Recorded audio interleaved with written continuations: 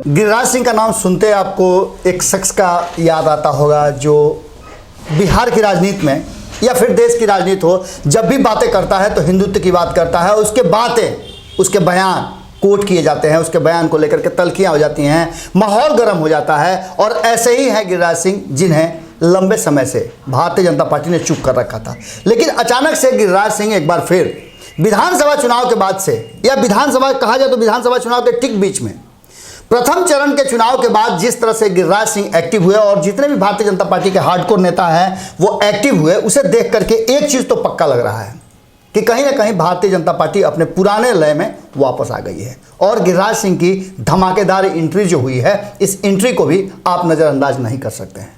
लगातार गिरिराज सिंह ने नीतीश कुमार की सरकार, जो कि एनडीए की सरकार, उस सरकार पर हमेशा उंगली करते रहे हैं और उनकी कमियां निकालते रहे हैं। गिरिराज सिंह ऐसे शख्स हैं, ऐसे नेता हैं जो कमियों को बर्दाश्त नहीं करते हैं और अक्सर वो मीडिया की सुर्खियों में इन्हीं कारणों से रहते हैं। अपने बयानों को लेकर के जिस तरह से वो नजर आते हैं उसमें और बढ़ोतरी हो गई है। अचानक से गिरिराज सिंह का फ्रेम में आना और धमाकेदार तरीके से बिहार पर फोकस करना, अक्सर बिहार में उनका आना और बिहार में अलग अलग तरह का एक्ट करना, या तो राजधानी में हो तब या फिर अपने संसदीय क्षेत्र में हो तब, गिरिराज सिंह के एक्शन को और एक्ट को देख करके आप कह सकते हैं कि गिरिराज सिंह की एक धमाकेदार एंट्री हुई है। सुशील मोदी के जगह पर आप कह सकते हैं कि अब गिरिराज सिंह बिहार में भारतीय जनता पार्टी के मजबूत झंडावदार बनते जा रहे हैं। एक बार फिर से उन्होंने अपने क्षेत्र में कई ऐसे कार्यक्रमों में शामिल हुए और इसी बीच उन्होंने पत्रकारों से बात करते हुए कई ऐसी बातें कही जो निश्चित रूप से आने वाले बिहार की राजनीति और एनडीए सरकार को लेकर के बहुत काफ़ी ज़्यादा महत्वपूर्ण है। हालांकि गिरिराज सिंह की बातों को आप उतनी तवज्जो भले न दें, सुर्खियों में रखें, भले ही चटकारे लेकर के या टीआरपी बढ़ाने के लिए कहें, लेकिन गिरिराज सिंह की बातों को नज़रअंदाज करना शायद अब मुश्किल हो रहा है, क्योंकि गिरिराज सिंह जो एक्ट कर रहे हैं, जो बातें कह रहे हैं, उन बातों को कुछ ही समय में देखा भी जा रहा है कि भारतीय जनता पार्टी उसको लागू कर रही है।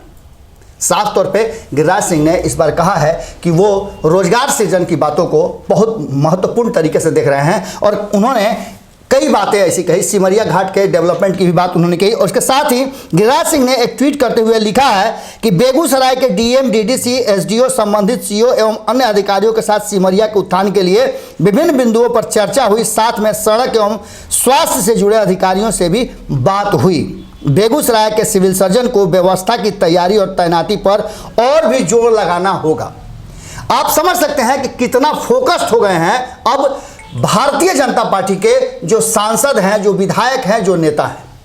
इसके पीछे इतना तो जरूर नजर आ रहा है कि विधानसभा में बिहार की जनता ने जो भरोसा दिखाया है भारतीय जनता पार्टी पर, जो सीटें बढ़ी हैं, उसको लेकर के काफ़ी उत्साहित है। और ये उत्साह आने वाले बिहार के भविष्य और राजनीतिक परिदृश्य का जो नया पोस्टर गढ़ा जाएगा, उसकी जरूर कुछ न कुछ इत्तिला कर रहा है कि किस तरह का पोस्टर गढ़ा जाएगा। गिरिराज सिंह का एक्टिव होना बहुत कुछ कह रहा है और ये बता रहा है कि भारतीय जनता पार्टी अपने पुराने लय में, 2013 वाले लय में लौटने लगी है, जिसने 2014 में नरेंद्र मोदी को इस देश का प्रधानमंत्री बनाया था।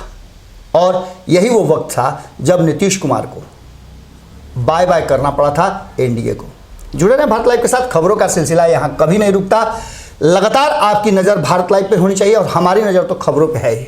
साथ ही आपसे आग्रह है कि आप हमें सहयोग करें। सच्ची पत्रकारिता के लिए सहयोग बहुत ज़रूरी है। नमस्कार। अगर ये वीडियो पसंद आई और वह बिहार के राजनीति और बिहारियत से सरोकार रखेनी तो सब्सक्राइब बटन दबा के चैनल के सब्सक्राइब कर ली। ओजे एगो घंटी बा, ओकरा बटन दबा देला से कुल सटीक और मारक खबर रुआ मुफ्त में मिल जाई। अगर रुआ पत्रकारिता के हमनी के नया प्रयोग में सहयोग कर चाहतानी तो ज्वाइन बटन दबा दी। पेटीएम नंबर नोट कर ली 9386816700। धन्यवाद।